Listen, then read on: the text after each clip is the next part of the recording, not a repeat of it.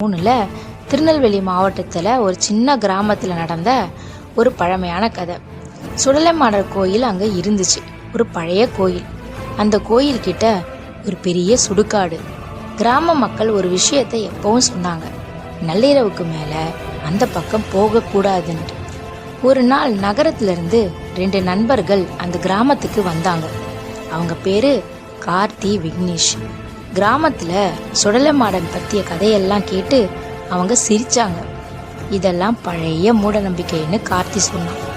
அவங்க 2 பேரும் சேர்ந்து முடிவு பண்ணாங்க, நம்ம அந்த கோவிலுக்கு நள்ளிரவுக்கு மேலே போய் பார்க்கணும்னுட்டு.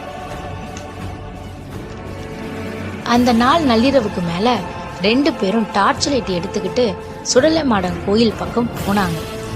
அன்னைக்கு அந்த கோயில் பக்கம் ரொம்ப வித்தியாசமான உணர்வை உணர்ந்தாங்க. காத்து பலமா வீசுச்சு. நாயெல்லாம் தூரத்துல அலறு